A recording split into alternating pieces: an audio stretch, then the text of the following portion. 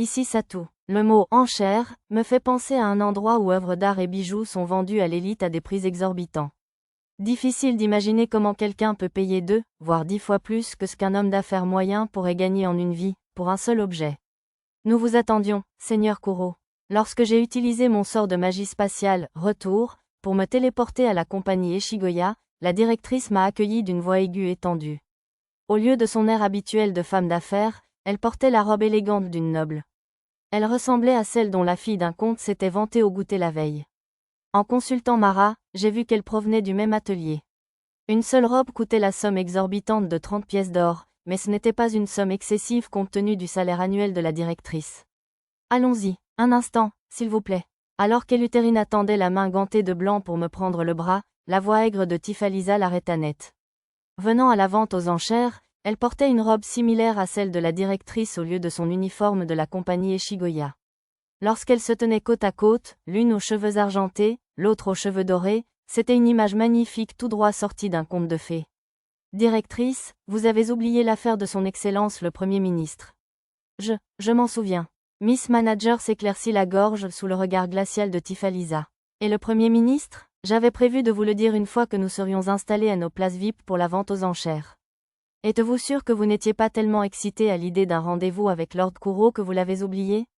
Un membre du personnel de direction passa la tête dans la pièce pour taquiner la manager.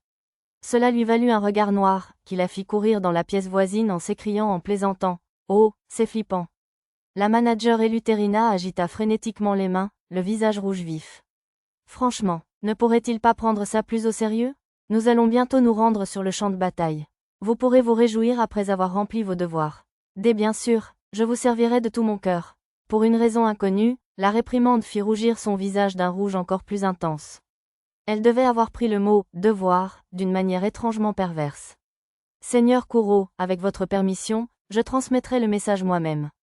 Hier soir, nous avons reçu une note verbale du Premier ministre nous remerciant pour la livraison rapide des fournitures pour la reconstruction, accompagnée d'une lettre.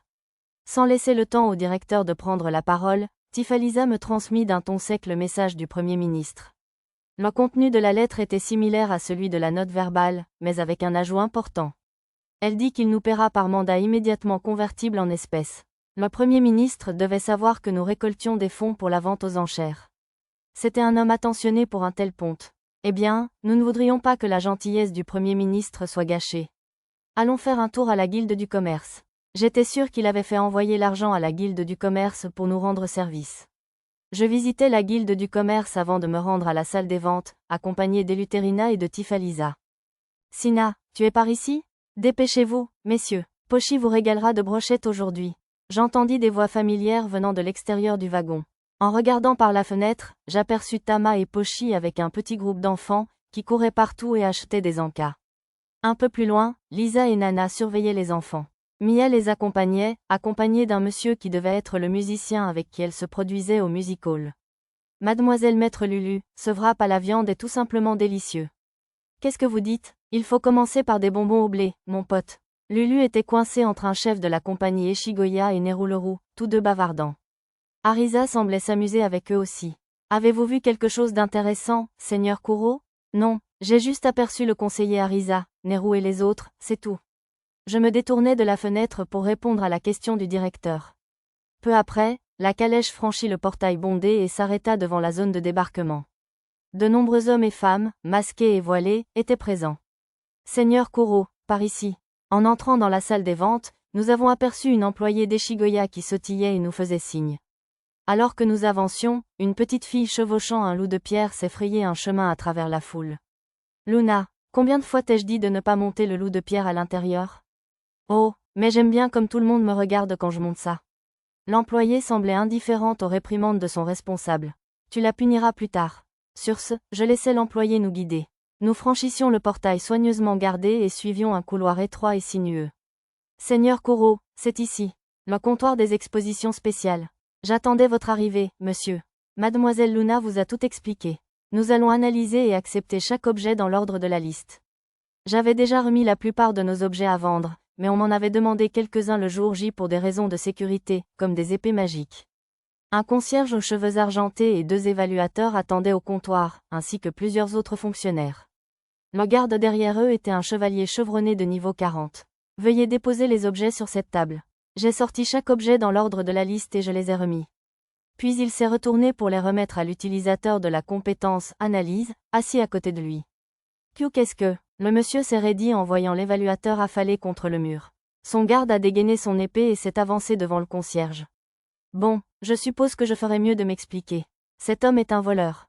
Prenez l'outil magique de camouflage qu'il a caché dans sa poche de poitrine et demandez à l'autre de l'analyser. L'air dubitatif, le concierge a donné les ordres à l'autre évaluateur. C'est un outil magique de changement de travail. Comme le dit le monsieur de la compagnie Eshigoya, cet homme est un voleur. Mais comment? J'ai pris grand soin de n'engager que des personnes de confiance.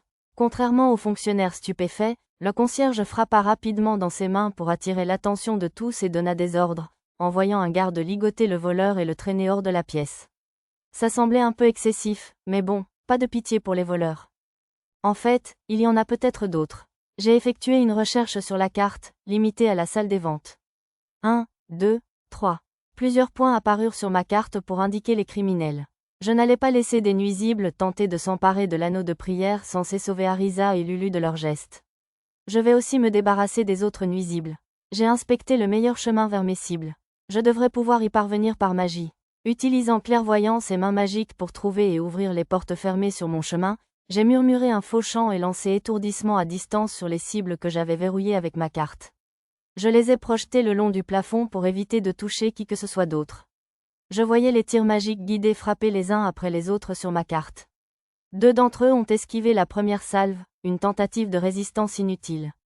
La seconde était déjà en route, frappant les criminels et les assommant les uns après les autres. Le mal vaincu. Seigneur Kuro? Oups, je me suis un peu emporté.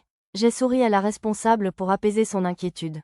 Pas de souci, je m'attendais à ça. Pas de souci? La responsable a cligné des yeux, surprise.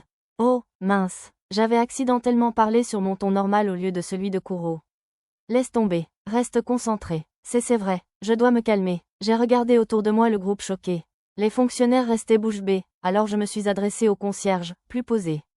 Que faites-vous là? Il y en a 2 au 2e étage, 2 dans l'entrepôt et un près du coffre souterrain.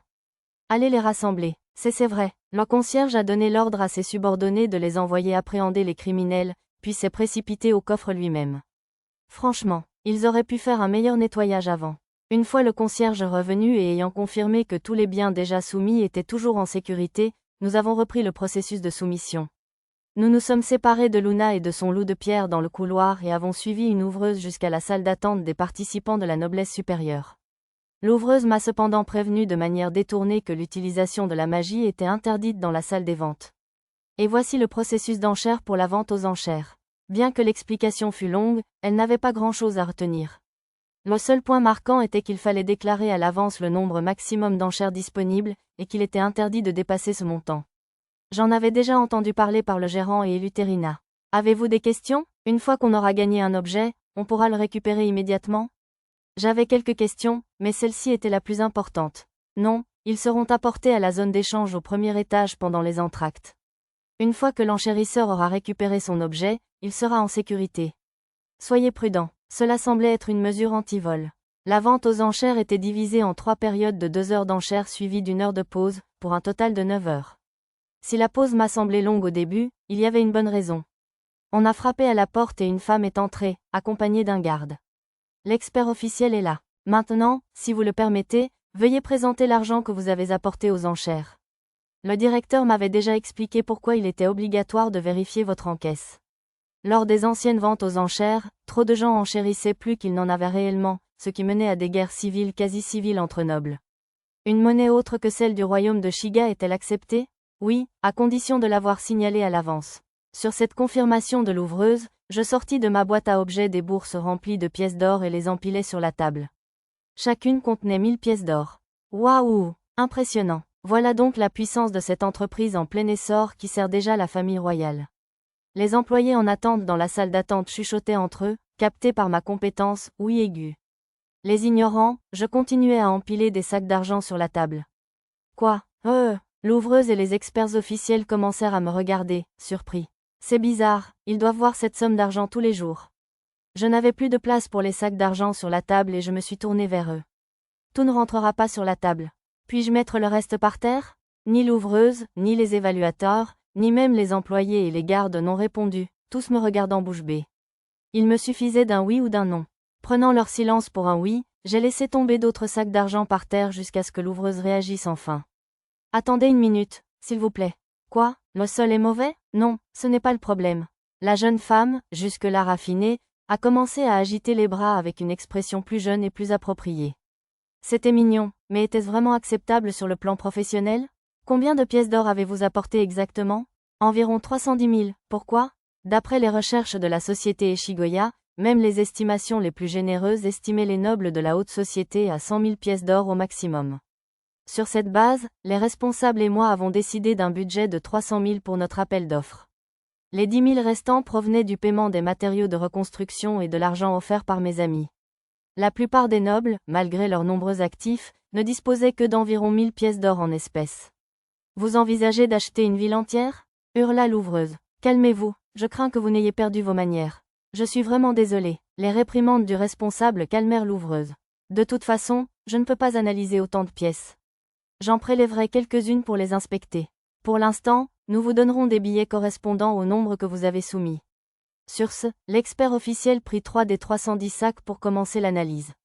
Enfin, veuillez jurer sur le nom du grand roi ancestral Yamato qu'il n'y a pas de contrefaçon dans vos pièces. Jurer sur le nom d'Hikaru me parut étrange, mais je m'exécutais. Je suppose que c'était le moyen le plus efficace de dissuader les menteurs dans ce royaume attaché aux rois ancestraux. Voici vos billets pour les enchères. J'acceptais les billets, qui représentaient chacun 10 000 pièces d'or, tout en écoutant les explications de l'ouvreuse. Chaque billet était marqué du grand chiffre 29, indiquant l'enchérisseur. Comme de nombreux enchérisseurs étaient anonymes, il était d'usage de les appeler par leur numéro. Lorsque vous lancerez ce cri, un utilisateur de magie du vent amplifiera votre voix dans toute la salle. Veuillez vous assurer qu'il soit bien visible. L'expert officiel me remit 6 billets de 10 000 pièces. Les 25 autres seraient apportés dans ma chambre plus tard. Et maintenant, les passants dans les couloirs s'écartèrent brusquement et s'agenouillèrent. Seigneur Kuro, c'est son Altesse le Prince. Nous devrions faire de même. Mademoiselle directrice rejoignit Tifalisa, l'ouvreuse, et les autres pour se placer respectueusement contre le mur. J'hésitais encore entre l'arrogance de Kuro et ma position de propriétaire de la compagnie Eshigoya lorsque mon regard croisa celui du prince aîné du royaume de Shiga, le prince héritier Sortorique.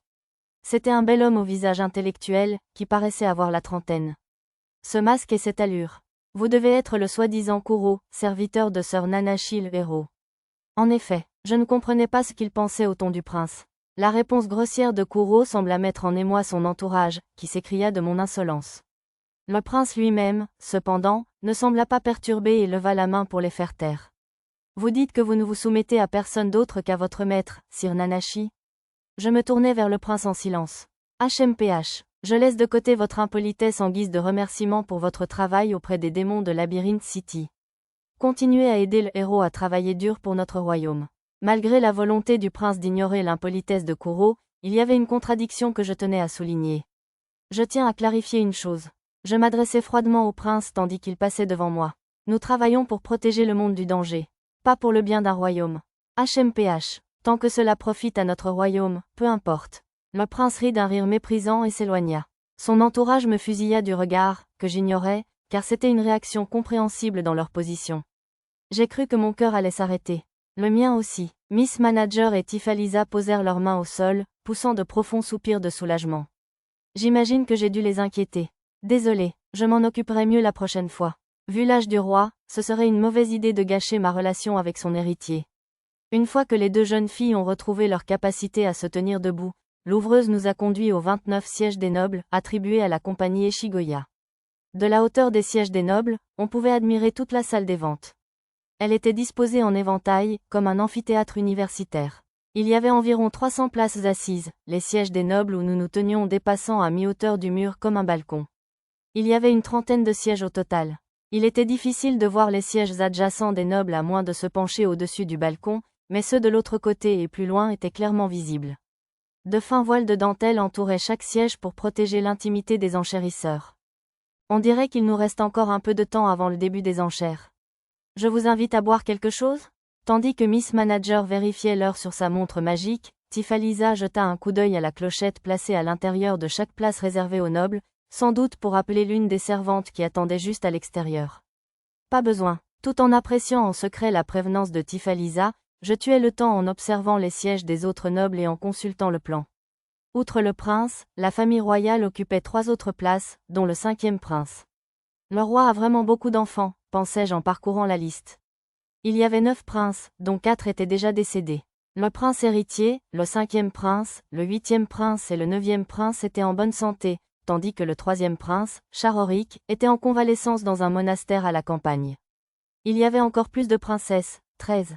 Toutes les princesses adultes, à l'exception de la princesse Sistina, étaient mariées à de puissants nobles du royaume de Shiga ou à des familles royales d'autres royaumes. La plupart des princesses mineures étaient déjà fiancées. Compte tenu de la croyance désuète selon laquelle les femmes devaient rester à la maison, croyance qui semblait encore répandue dans le royaume de Shiga, la princesse Sistina se trouvait dans une situation délicate. Même si nous n'étions pas assez proches pour être considérés comme des amis, je voulais l'aider si je pouvais faire quoi que ce soit. Seigneur Kuro, il semble bien qu'il y ait ici plus de nobles influents que d'habitude. Il semblerait bien. J'avais été distrait par la famille royale et j'avais oublié de surveiller les sièges des nobles. Après avoir donné une réponse vague au directeur, je repris mon enquête. La majorité des nobles de souche présents étaient puissants, comme le vice-roi et son épouse de la cité labyrinthe Célivra et l'épouse du comte Riton. Une majorité des seigneurs semblaient également participer, notamment le duc Ugosh, le duc Vistal et le marquis Eluette. Il y avait beaucoup moins de marchands, les représentants de quelques boutiques établies de longue date, comme la compagnie Gokut, n'occupant que 3 sièges dans la section des nobles. Le seul marchand Wiself Folk, Omimudori de la compagnie Sabé était au premier rang du premier étage, non pas dans les sièges des nobles. Il y avait aussi des ambassadeurs étrangers, venus de l'empire des sagas et des régions occidentales. Je n'ai cependant pas vu le prince Smartis, un lutin du royaume de Blibroga. Il semblait curieux, et j'ai été surpris qu'il ne soit pas présent à un tel événement. Seigneur Kuro, la liste des articles à vendre et le reste des factures sont arrivés. Tifalisa apporta les documents déposés dans la section des nobles. On dirait que l'anneau de prière est le dernier, comme nous le pensions. Madame la directrice jeta un coup d'œil à la liste par-dessus mon épaule. J'acquiesçais, parcourant le reste de la liste depuis le haut. La première section comprenait des armes, des armures et des objets magiques, suivis de potions et de bijoux, et enfin de parchemins, d'orbes de cadeaux, etc. Alors, la copie de Clédiam est la première, hein? C'était l'une de nos propositions de la compagnie Eshigoya, ma tentative ratée de reproduire la fonction de vol de l'épée sacrée Clédiam Solui. J'avais utilisé un mécanisme de main magique pour faire voler les lames, mais c'était loin d'être aussi autonome qu'une vraie arme, et même sa vitesse de vol était bien plus lente. Bien que j'ai essayé d'améliorer cela avec des pierres et des runes de vent pour la propulsion, elle n'allait toujours pas aussi vite qu'une flèche et était facile à esquiver avant d'atteindre sa vitesse maximale. Franchement, elle était totalement défectueuse. Ils l'ont probablement mise en avant pour enthousiasmer immédiatement le public, car elle a reçu le meilleur accueil lors de la présentation au salon. Elle était si populaire. J'imagine que beaucoup de gens ont dû se laisser berner par son apparence élégante et ses caractéristiques techniques haut de gamme. Nous avons attendu environ 1 heure après avoir été conduits dans la salle. Finalement, une annonce a retenti, annonçant le début des enchères. Que la bataille commence. Le premier objet est l'épée volante pourpre Loi. Au cri du commissaire-priseur, des acclamations s'élevèrent du public. Une chanson épique commença à jouer. Je regardais autour de moi et remarquais qu'un petit orchestre s'était installé dans les coulisses pour assurer la musique d'ambiance. Quand lui a-t-on donné un nom aussi absurde? Il n'avait pas encore de nom officiel. Luna a dû se l'approprier. Je lui ferai une petite leçon plus tard. C'est bon, de toute façon, elle ne sera plus à nous pour très longtemps. Luna, une membre du personnel passionné de loup de pierre, apparut sur scène avec l'imitation de Clédiam, elle, épée volante pourpre Loi, à la main. Il devait faire une démonstration avant de commencer les enchères. Plusieurs anneaux fabriqués avec la magie pratique flottèrent dans les airs, et l'épée volante pourpre s'échappa doucement des mains de Luna pour les traverser, accélérant pour atteindre une cible au bout. C'était assez impressionnant. Elle avait dû beaucoup s'entraîner. Oh, dès que l'épée atteignit sa cible, des acclamations secouèrent la salle des ventes à m'en faire mal au tympan. Je comprenais pourquoi cette démonstration allait bien moins ressembler à une imitation. Luna devait avoir un don pour les noms et la présentation. Et effectivement, 600 pièces d'or, 610, les enchères commencèrent à 100 pièces d'or et montèrent en flèche. Au début, le duc Ugosh et le duc Vistal enchérissaient aussi, mais bientôt, ce fut une bataille d'enchères à 2 contre 1 entre le vice-roi de la cité marchande Tartumina et le comte Riton. Finalement, l'élan s'arrêta net, et le commissaire-priseur frappa le marteau, marquant la fin des enchères. J'imagine qu'on utilise aussi des marteaux pour indiquer une enchère gagnante dans ce monde. Le 12e enchérisseur a remporté l'épée volante pourpre Loua pour la somme de 2030 pièces d'or. À en juger par le nombre, c'était sans doute le vice-roi de la cité marchande qui avait gagné. C'est plus que ce à quoi je m'attendais. Je dirais que c'est un prix approprié pour cette épée. Le gérant l'avait estimé à un prix comparable à celui d'un trésor national. Son prix élevé donna le ton pour les articles suivants, notamment les épées magiques et les armures magiques. Des prototypes de boucliers de défense, différents de ceux vendus à la compagnie Eshigoya, furent offerts à des chevaliers impériaux et au ministre de la guerre, le marquis Kelton. Nos articles se sont tous vendus à des prix exceptionnels. La gérante parut ravie. Je ne pouvais qu'être d'accord.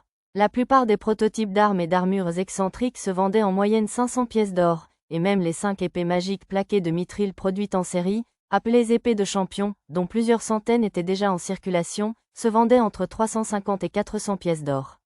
Mais si la première était une chose, j'ignorais totalement pourquoi la seconde atteignait un prix aussi élevé. Tifalisa répondit simplement, parce qu'ils ne savent pas quand ils auront une autre occasion d'en acheter une. On dirait que la demande est toujours bien supérieure à l'offre. Mais quand même, c'est une sacrée inflation. De l'inflation ? Tifalisa pencha la tête, adorablement confuse, alors je lui donnai une explication simple. Bon, passons au trésor que Rugissement du Dragon Rouge a acquis en vainquant un maître d'étage dans le labyrinthe de Célivra. Commençons par les armes et les armures. Le butin était divisé par catégorie, car il s'agissait d'un mélange hétéroclite d'objets différents. Puisque ces butins étaient tous considérés comme des offrandes au roi, le vendeur était techniquement un représentant du royaume. Tout d'abord, l'épée magique de glace croc de branche de glace. La lame dispersait des cristaux de glace lorsqu'on la frappait, créant un bel effet. J'avais supposé que Gélil la garderait comme nouvelle épée, mais peut-être même que le chef du Rugissement du Dragon Rouge n'avait pas la liberté de le faire. Tu ferais l'envie des explorateurs de Mithril. On a bien captivé l'intérêt des enchérisseurs ? Le prix n'était pas aussi élevé que prévu. Il était à moins de 200 pièces d'or, même si sa puissance d'attaque était supérieure à celle des épées du champion. Monsieur Gélil avait l'air sombre dans la section du duc Vistal, parmi les sièges des nobles. Je n'ai pas le choix, alors. 250 pièces d'or. Je ne pus m'empêcher de lever mes billets et de lancer une enchère. Puisque les billets étaient là pour prouver la limite du budget de l'enchérisseur, il était parfaitement acceptable d'utiliser un billet de 10 000 pièces d'or pour faire une enchère plus basse. Mon enchère de complaisance sembla fonctionner. Les enchères suivantes montèrent à 260, puis à 270. J'en fis quelques autres pour porter le prix à environ 360 pièces d'or. C'est là que j'arrêtai l'enchère, car je sentais que l'autre enchérisseur allait abandonner si je poussais encore plus haut. Finalement, 2 autres ont continué à enchérir même après mon arrêt, portant le prix final à 372 pièces d'or. Pourtant, malgré tous mes efforts, le visage de Monsieur Gélil restait sombre. Ça n'a aucun sens. Peut-être pensait-il qu'une épée magique labyrinthique d'un maître d'étage se vendrait plus cher, puisque l'épée du champion juste avant était partie pour 402 pièces d'or ? Bon, c'était logique. J'ai hoché la tête en entendant les mots du gérant. Ou peut-être, Tifalisa a réfléchi. Aurait-il pu engager un intermédiaire dans l'espoir de l'utiliser lui-même ? Oups, je n'y avais pas pensé. Si c'était le cas, je lui avais peut-être rendu un mauvais service. C'est pourquoi je n'ai pas fait d'enchère sur les autres objets du Rugissement du Dragon Rouge, mais le premier objet vendu à un prix relativement élevé a également fait grimper les autres à un prix supérieur à la moyenne. Je n'avais pas besoin d'avoir de telles réserves sur le butin de l'équipe Pendragon, alors quand ils sont arrivés ensuite, j'ai tout donné sur les enchères, en partie juste pour me divertir. Cela a semblé aider, le marteau de guerre en adamantite et la lance paralysante ont atteint des prix bien plus élevés que prévu. J'ai remporté une enchère sur l'une des bâtonnets de tonnerre, principalement pour éviter d'être critiqué pour ne rien avoir obtenu. Le bâtonnet de cristal de tonnerre, isolé, a déclenché une guerre d'enchères acharnée entre 3 utilisateurs de magie de foudre des 33 bâtons de Shiga, à laquelle j'ai décidé de rester à l'écart. Je comprenais leurs sentiments. La perle de tonnerre qui servait de noyau au bâton de cristal de tonnerre était un objet incroyablement rare. Seigneur Kuro, êtes-vous sûr qu'il était judicieux de remporter une enchère ? 1 ou 2, ça devrait aller. Le règlement stipulait simplement que je ne pouvais enchérir que jusqu'à 310 000 pièces d'or sur un objet. Peu importait que mon total final soit légèrement supérieur. Bon, commençons la deuxième section. D'abord, le remède miraculeux que l'équipe Pendragon a gagné au maître d'étage. Des membres amputés au poison en passant par la pétrification, des maladies incurables à la malédiction d'un seigneur démon, cet élixir peut tout guérir. Nous commencerons à 50 pièces d'or. 200 pièces d'or. Avant même que le commissaire-priseur ait terminé sa déclaration, l'épouse du marquis Ashinon, vice-roi de Célivra, la cité labyrinthe, appela. 300 pièces d'or. Le duc ou gauche fit une contre-enchère glaciale. 301 pièces d'or. Le marchand Wisself Folk, Monsieur Omimudori, surenchérit légèrement. 310 pièces d'or. 400 pièces d'or. Une maison de commerce établie de longue date fit une nouvelle petite augmentation, mais l'enchère suivante de l'épouse du vice-roi couvrit son attention. La marquise, d'ordinaire douce, semblait d'une intensité inhabituelle ce jour-là. Elle devait être désespérée de sauver son cher ami, l'ancien comte Poputema, de son état de mort. Je priais silencieusement pour sa victoire. Ça monte, n'est-ce pas? C'est vrai. Les enchères ralentirent après avoir dépassé les 500 pièces, ne laissant que la marquise et le duc ou gauche engagés dans une bataille acharnée. J'ai dépassé les 1000. Tifalisa retint son souffle, fascinée. Après une brève hésitation, l'épouse du vice-roi finit par faire monter le prix à 4 chiffres. Tous les regards se tournèrent vers le siège du duc ou gauche. Assise un peu plus loin, l'épouse du vice-roi lança un regard noir dans cette direction. Y a-t-il d'autres enchérisseurs? Le commissaire-priseur compta à rebours à partir de 3, puis frappa enfin le marteau pour annoncer la clôture des enchères. La marquise Ashinen poussa un soupir de soulagement et s'affala profondément sur son siège. Bravo, Madame Ashinen. Même si elle n'avait pas remporté l'enchère, j'aurais facilement pu lui préparer des élixirs après une nouvelle série de préparatifs. La marquise de Labyrinth City est vraiment impressionnante. Le directeur murmura avec admiration la femme qui avait remporté l'élixir pour 1000 pièces d'or. Même si, techniquement, nous avions offert l'élixir au roi, il prélevait des frais d'enchère et nous donnait le reste de l'or en récompense, ce qui me donnait l'impression d'avoir escroqué la femme du vice-roi. J'investirai les 1000 pièces d'or pour une cause qui profite à Labyrinth City. Alors, vous avez utilisé une potion aussi coûteuse sur Nehru et moi. Je jetai un coup d'œil et vis que Tifalisa pâlissait et rougissait simultanément. Ce n'est rien, c'est juste un élixir mineur que j'ai utilisé sur vos brûlures, pas un élixir. Bien sûr, bien sûr. Cette fois, Tifalisa semblait à la fois soulagée et déçue. J'étais impressionné par la subtilité de ses expressions. Ils ne valent qu'un quart d'élixir. Ce n'est pas grave, un quart. Mais ça fait quand même 250 pièces d'or. Il était rare que Tifalisa élève la voix ainsi. Tu vaux bien autant. Distraite par les enchères pour l'objet suivant, je n'ai pas réfléchi avant de lâcher cette réponse. Je devais être plus prudente. Mon talent de fabrication prenait le dessus dès que je baissais la garde. Tu crois, MRR? Tifalisa est devenue rouge jusqu'aux oreilles et s'est détournée, tandis que Miss Manager m'agrippait à la manche d'un air un peu maussade. Elles étaient toutes les deux émotionnellement instables aujourd'hui. Peut-être leur avais-je donné un peu trop de fil à retordre. Les remèdes universels et les potions avancées se vendent bien aussi. Elles se vendaient à peu près au même prix que les épées magiques. Même pour des objets sortis d'un labyrinthe, cette inflation devenait un peu inquiétante. Oui, ce genre de choses est difficile à trouver. Mais l'antidote universel de la compagnie Eshigoya marche bien aussi. J'ai hoché la tête vaguement en direction de Miss Manager et de l'étrangement compétitive Tifalisa. Ces dernières se vendaient entre 20 et 40 pièces d'or. Peu de gens savaient les fabriquer, et celles-ci étaient de très haute qualité, que j'avais fabriquées moi-même, ce qui expliquait probablement leur prix plusieurs fois supérieur au prix du marché. Alors les rumeurs selon lesquelles la compagnie Eshigoya vendait des produits capillaires réparateurs et des potions anti-épuisement étaient fausses. Une fois les enchères terminées, j'ai entendu quelques plaintes similaires depuis les sièges du premier étage. Oui, je crains qu'aucun des deux ne soit encore prêt à être vendu. Le premier est trop difficile à produire avec une qualité constante pour Anne et les autres, et les seconds sont tous rachetés par les fonctionnaires du château royal. Les potions capillaires de haute qualité étaient étonnamment difficiles à produire. Jetant un coup d'œil en direction des plaintes, j'ai aperçu quelques messieurs au cuir chevelu clairsemé, l'air déconfit. Bon, je vais augmenter la production. Comme Arisa me l'a dit un jour, donne-moi une tête avec des cheveux. Je devrais peut-être aussi améliorer un peu la puissance d'Anne et des autres alchimistes de la compagnie Eshigoya. Ça y est, enfin, tandis que j'étais perdu dans mes pensées, Tifalisa et la directrice Eleuthérina se sont soudain concentrés sur la scène avec une expression étrangement sérieuse. Avant que je puisse demander pourquoi, le commissaire-priseur a annoncé, ensuite, bijoux et œuvres d'art, ce qui a été accueilli par des cris et des acclamations aiguës. Ceci expliquait tout. Beaucoup de femmes s'intéressaient à ce genre de choses, et ces deux-là ne faisaient pas exception. En tendant l'oreille avec ma compétence, oui fine, j'ai appris que des « joyaux miraculeux », comparables à ceux de Maître Gemma, étaient un prix prisé. Ah, nos joyaux, ce devaient être les pierres précieuses que j'avais produites avec le sort « objet de pierre ». Exactement. Quand j'ai montré un échantillon au salon, j'ai eu du mal à bouger, tant les courtiers réclamaient une bonne affaire. Oui, je suis très curieuse de voir jusqu'où les nobles vont pousser les prix. Mademoiselle la directrice et Tifalisa ont immédiatement confirmé. La bague en saphir est la première, hein? J'avais modifié un saphir en forme de bague, en ajoutant un anneau de pierre claire au milieu pour que le saphir brille d'une lumière florale lorsqu'il était chargé de magie. Les enchères ont commencé. À partir de 10 pièces d'or, les enchères ont augmenté par tranche de 10 pièces. Et pourtant, la valeur atteignit les 3 chiffres en un clin d'œil. Ils sont complètement fous, n'est-ce pas? Je ne peux pas leur en vouloir. Si vous possédiez une pierre précieuse pareille, vous feriez parler de vous dans la haute société et vous vous feriez plein de nouvelles relations. Les mots de Miss Manager expliquaient le raisonnement derrière cette folie. Pas étonnant que les jeunes nobles, qui valorisaient le statut social et les relations par-dessus tout, aient été déterminés à mettre la main dessus.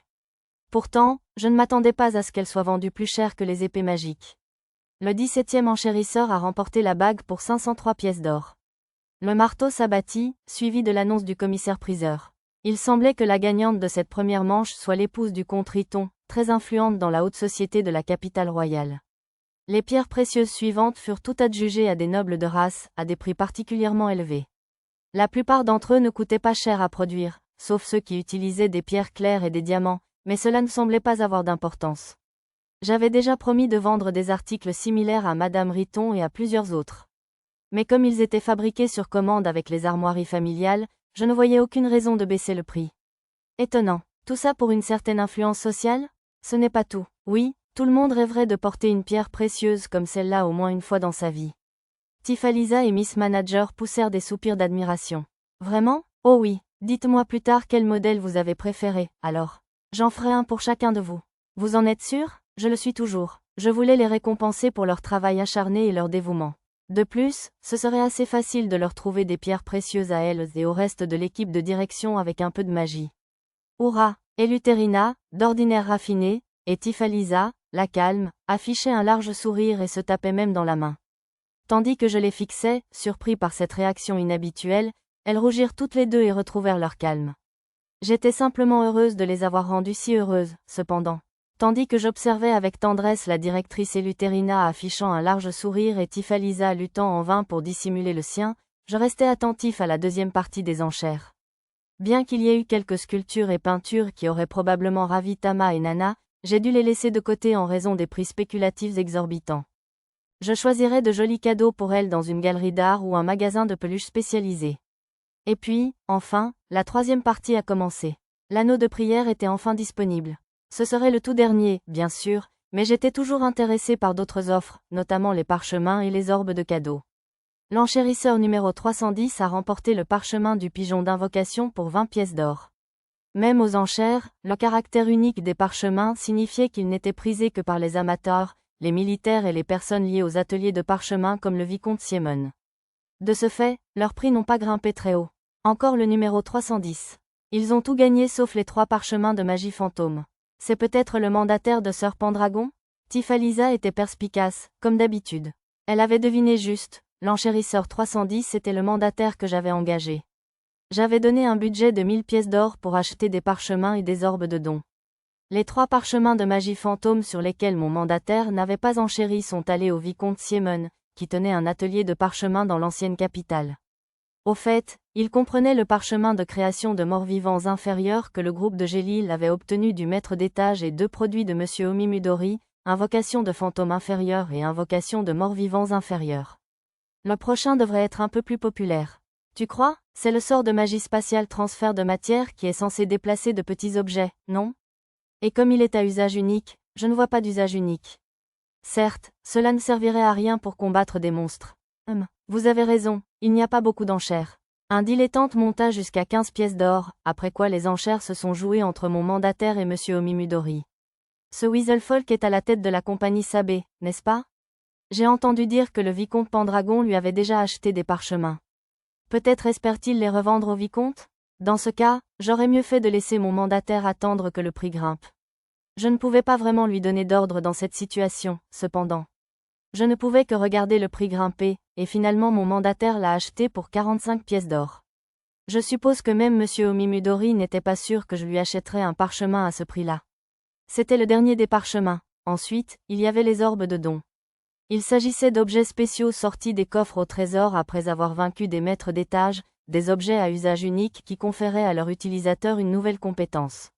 La résistance au poison semble très populaire, observa Tifalisa. Les nobles doivent s'inquiéter de l'empoisonnement, surtout s'ils ont beaucoup d'ennemis, expliqua Miss Manager. Je suis sûre que c'est pour ça qu'ils prennent les enchères si au sérieux. Plusieurs nobles se disputaient la meilleure enchère, notamment le duc Vistal, qui avait failli être assassiné à 2 reprises récemment. Mon mandataire a remporté les 2 orbes proposés avant celui-ci, résistance à la paralysie et magie de l'eau, pour respectivement 102 et 162 pièces d'or. Elles étaient également assez populaires, mais pas autant que la résistance au poison.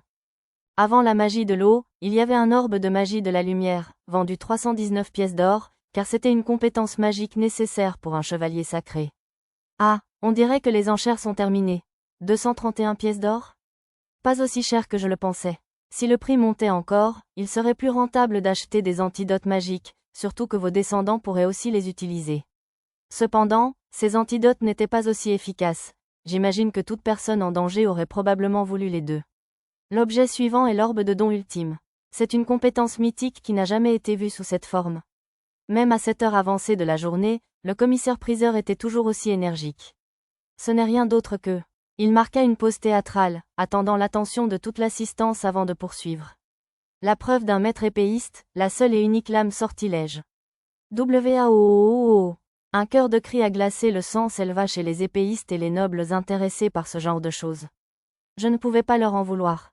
La lame sortilège, c'est pratique. Ça réduisait vraiment le temps passé à nettoyer ou huiler sa lame. Non, je ne pense pas que ce soit exactement la raison. Mademoiselle Manager parut déconcertée. Maître, tout va bien?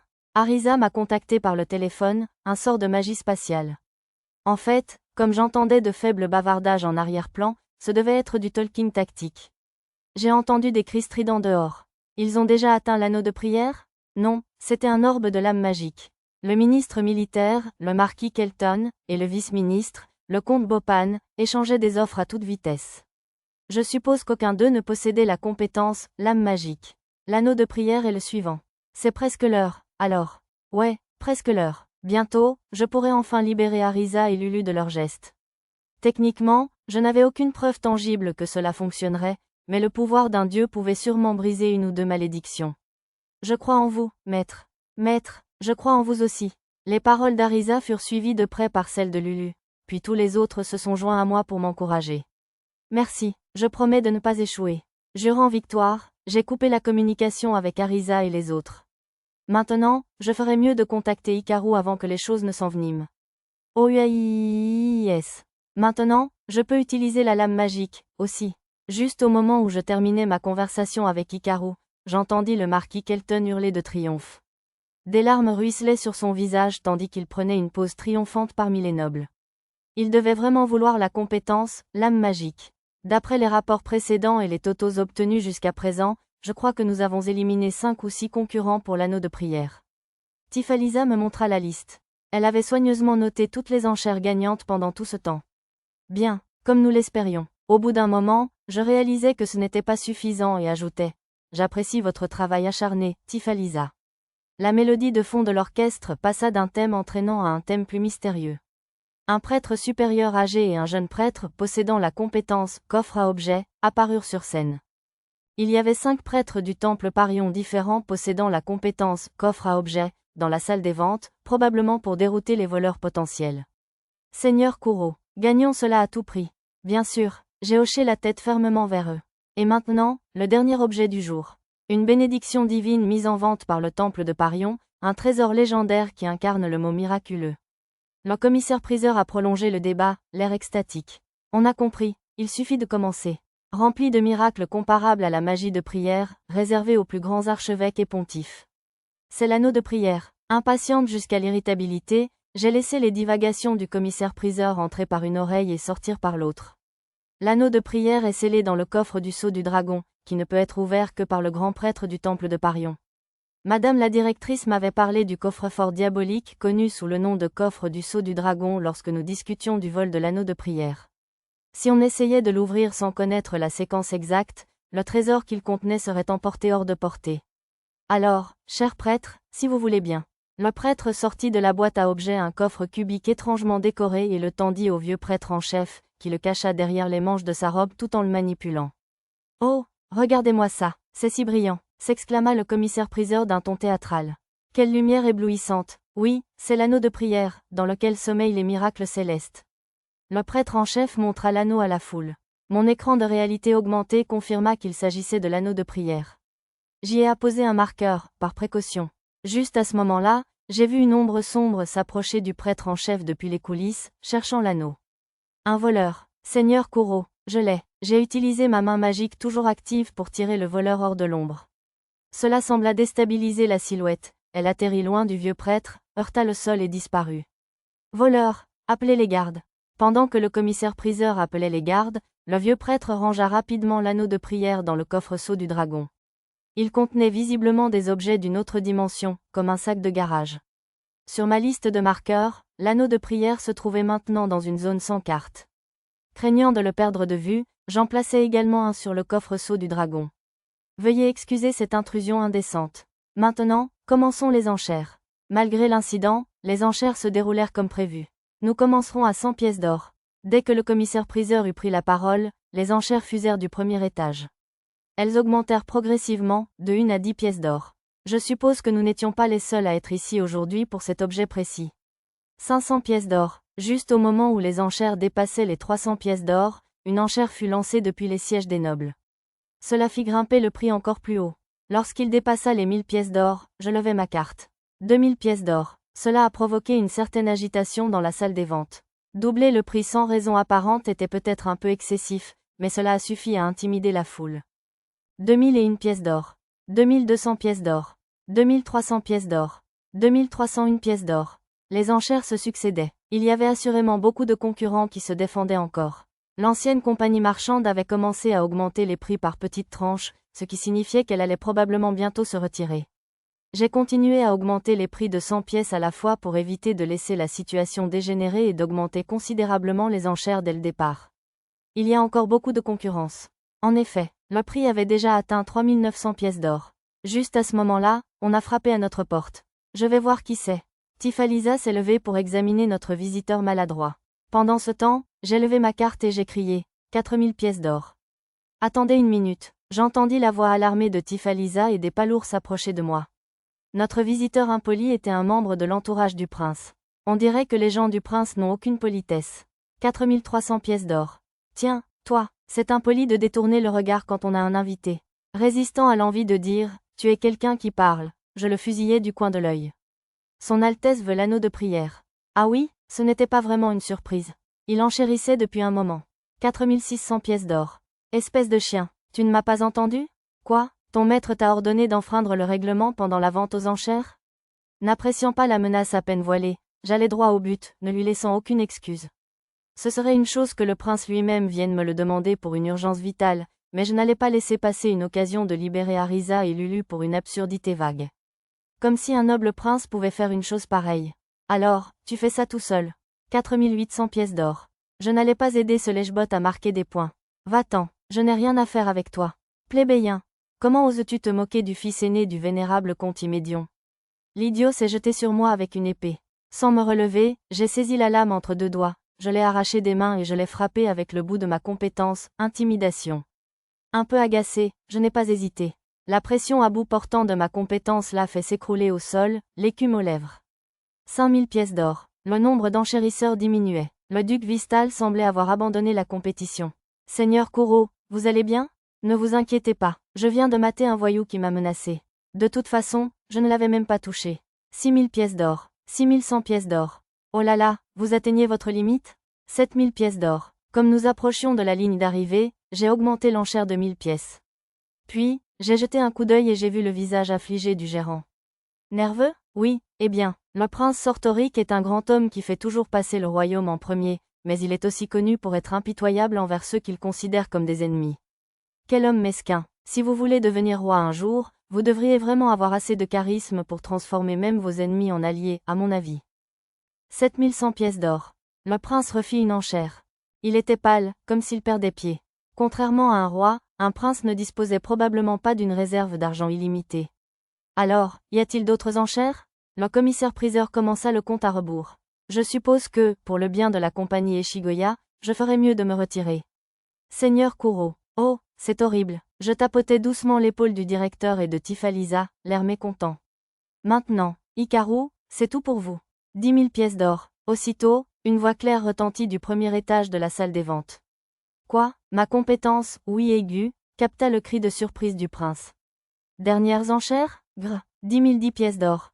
Visiblement, le prince était à court d'options.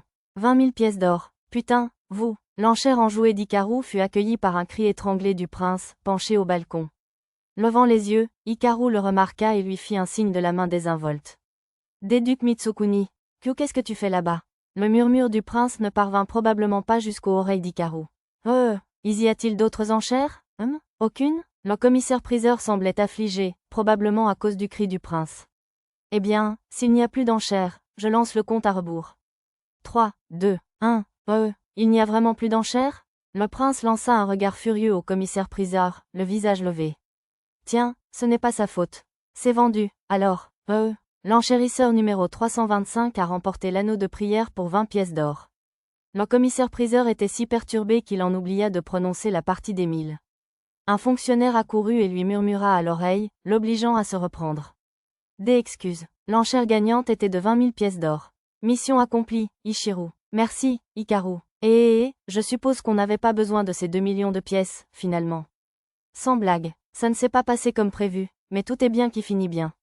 J'avais fait venir Hikaru juste avant les enchères pour l'anneau, au cas où des nobles et des marchands découvriraient ma limite d'enchères et comploteraient pour réunir plus d'argent ou de billets que moi à la dernière minute. Cela signifiait que la fureur du prince pourrait se retourner contre Hikaru plutôt que contre la compagnie Eshigoya, mais j'espérais que cela n'arriverait pas, car elle n'avait pas été contrainte par un membre de son entourage comme moi. Au bout du compte, j'étais sûr que son pouvoir royal ancestral lui permettrait de passer. Et sinon, je devrais venir à la rescousse. Allons-y. Oui, Seigneur Kuro. Nous avons quitté les sièges du noble, laissant l'homme inconscient sur le sol. Mais alors que nous nous dirigions vers la porte, la lumière s'est éteinte derrière nous. Le coffre a disparu. Le cri paniqué du vieux prêtre a résonné dans la salle des ventes plongée dans le noir complet.